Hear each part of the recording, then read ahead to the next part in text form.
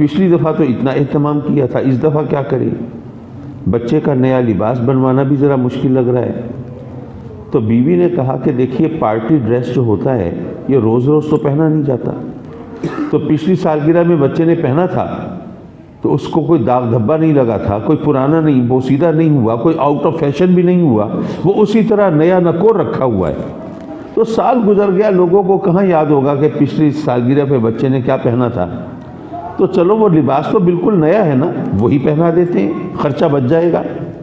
آپ نے کہا یار یہ تو بڑی اچھی بات ہے، چلو ایک بڑے خرچے سے جان چھوٹی، چلو نکال کے لاؤ وہ لباس۔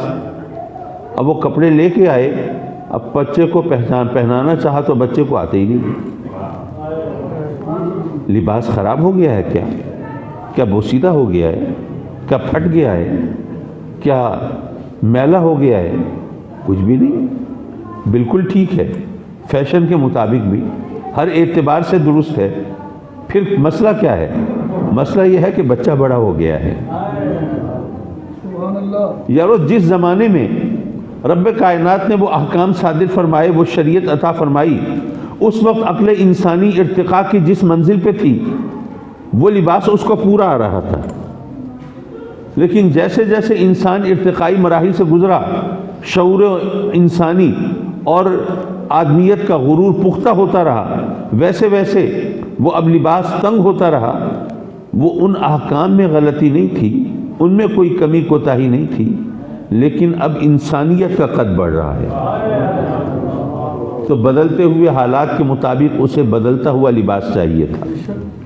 لیکن جب بچہ جوانی کو پہنچ جائے، اپنا قد کاٹ وہ پورا اٹین کر لے، اس کی جسامت اور قد بت میں مزید اضافہ نہ ہو، تو اب وہ لباس وہ کئی سال تک پہن سکتا ہے، جب تک وہ بوسیدہ نہ ہو، جب تک وہ پرانا نہ ہو۔ تو جب انسانیت کا شعور بھی اپنی پختگی کو پہنچا، اپنے عروج کو پہنچا، تو رب کائنات نے وہ شریعت عطا فرمائی، وہ کتاب عطا فرمائی کہ اب یہ رہتی دنیا تک چلتی رہے گی۔ اب اس میں کسی کو آگے پیچھے کرنے کی ضرورت نہیں ہوگی۔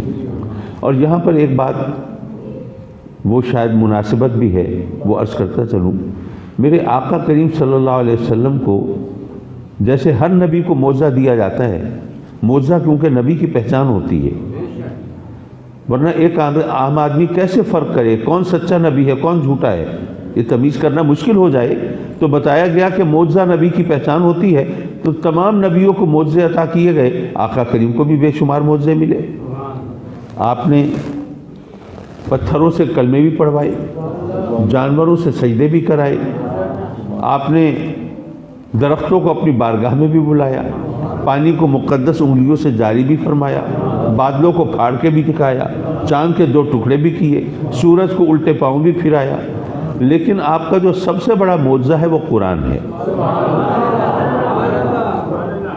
اچھا میں سوچنے لگا کہ مولا یہ قرآن سب سے بڑا معجزہ، اس کو معجزہ ثابت کرنے کے لیے ہمیں دلیلیں دینی پڑتی ہیں، ہمیں لوگوں سے منوانا پڑتا ہے کہ قرآن معجزہ ہے۔ بھئی ہم تو مسلمان ہیں، مومن ہیں، کلمہ گو ہیں، ہم تو مانتے ہیں کہ قرآن معجزہ ہے، لیکن دوسروں سے منوانا پڑتا ہے کہ قرآن معجزہ ہے، ہمیں دلائل دینے پڑتے ہیں۔ تو کیا یہ بہتر نہیں تھا کہ سب سے بڑا معجزہ چاند کے 2 ٹکڑے کرنے کو قرار دے دیا جاتا، یا سورج کو الٹے پاؤں پھرانا؟ یہ کوئی معمولی بات تو نہیں ہے، اس کو سب سے بڑا معجزہ قرار دے دیا جاتا۔ آخر قرآن سب سے بڑا معجزہ کیوں ہے؟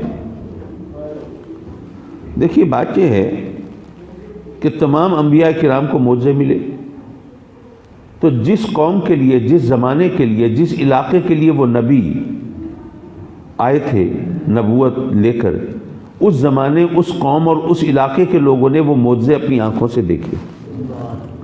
جن کے نصیب میں کلمہ تھا، ایمان تھا، وہ مسلمان ہو گئے، مومن ہو گئے، اور جن کے نصیب میں محرومی تھی وہ کورے کے کورے رہ گئے۔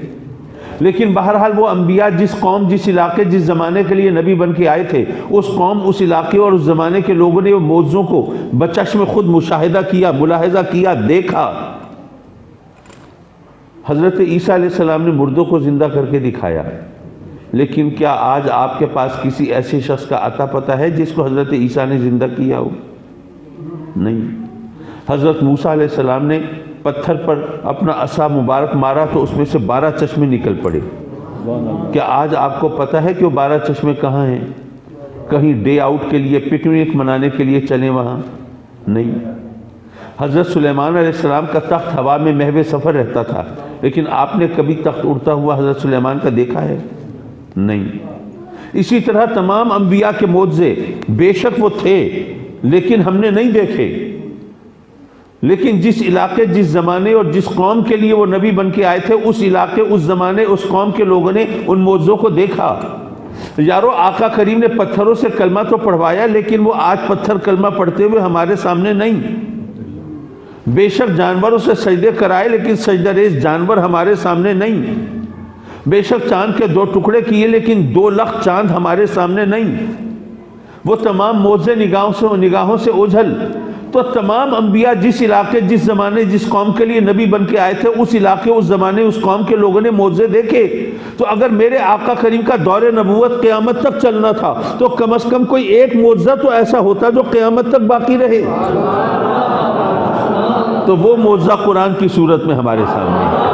نعرہ تکبیر، نعرہ رسالت، نعرہ خلافت، نعرہ حیدری، نعرہ غوثیہ، جگت و شیخ غزالی زمان. تو یاد رکھیے کہ قرآن کا معجزہ ہونا دراصل یہ ختم نبوت کی دلیل ہے. آج ہم اگر کسی غیر مسلم کو دعوت دیں اسلام قبول کرنے کی، اور وہ کہے کہ ٹھیک ہے میں آپ کے نبی کے نام کا کلمہ پڑھ لوں، لیکن آپ کے اپنے دین کا اصول ہے کہ نبی کی پہچان معجزے سے ہوتی ہے، تو اپنے نبی کا کوئی معجزہ دکھائیں گے تو ہم ایمان لائیں گے. تو ہم قرآن اس کے سامنے رکھ دیتے ہیں.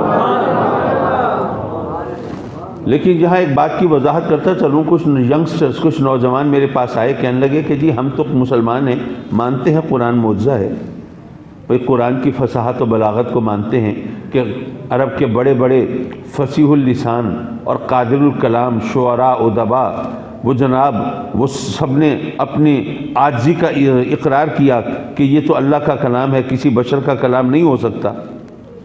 تو اگر عربی زبان میں قرآن کی مثال لانا ممکن نہیں، اس لیے ہم اسے اللہ کا کلام مانتے ہیں، تو ہر زبان میں کوئی نہ کوئی شاہکار ایسا ہوتا ہے جس کے بارے میں کہا جاتا ہے کہ اس کی نظیر ممکن نہیں ہوگی. جیسے اگر آپ میں کوئی انگریزی ادب کا طالب علم ہو تو وہ جانتا ہے کہ انگریزی زبان میں شیکسپیئر کے ڈراموں کے بارے میں کہا جاتا ہے کہ اس کی مثال لانا ممکن نہیں. اگر کوئی یونانی زبان کا ماہر ہو وہ جانتا ہے کہ ہومرز اوڈیسی وہ یونانی زبان میں وہ شاہکار ہے کہ کہا جاتا ہے اس کی مثال ممکن نہیں. اگر آپ کو فارسی سے شغف ہے تو کہتے ہیں کہ مثنوی مولانا روم کی مثال فارسی زبان میں ممکن نہیں. اسی طرح اردو کے بارے میں کہا جاتا ہے کہ کلام غالب ذرا سی کتاب ہے، لیکن وہ اپنی جگہ بس وہ مکمل ہے اور اس کی مثال لانا ممکن نہیں. تو اگر قرآن کو اس لیے اللہ کا کلام مانتے ہیں کہ اس کی مثال لانا ممکن نہیں، تو کیا اسی بنیاد پر کیا شیکسپیئر کے ڈراموں کو، کیا ہومرز اوڈیسی کو، کیا کلام غالب کو، کیا مثنوی مولانا روم کو اللہ کا کلام مانا جا سکتا ہے؟ اپنی اپنی زبان میں ان کی بھی مثال لانا ممکن نہیں.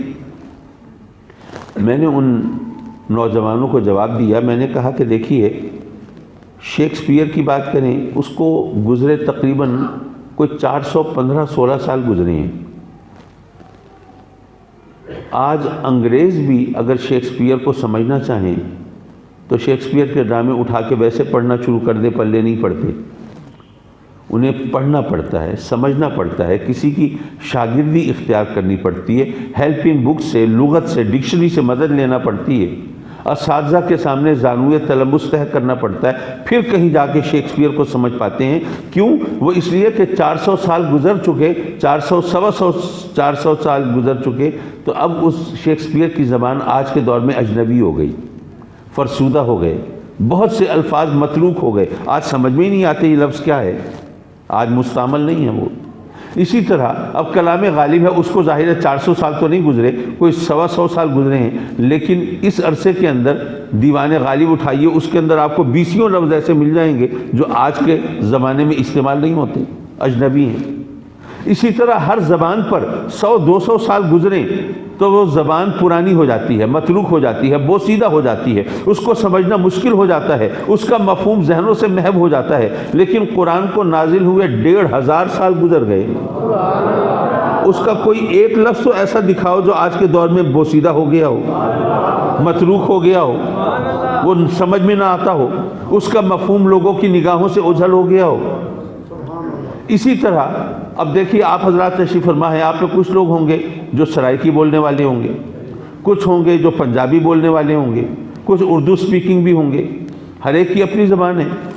جو سرائکی بولنے، ملتانی بولنے والے ہیں، میرا ان سے سوال ہے کہ کیا ریاست بہاولپور کی ریاستی سرائکی اور ڈی جی خان کی سرائکی ایک جیسی ہے؟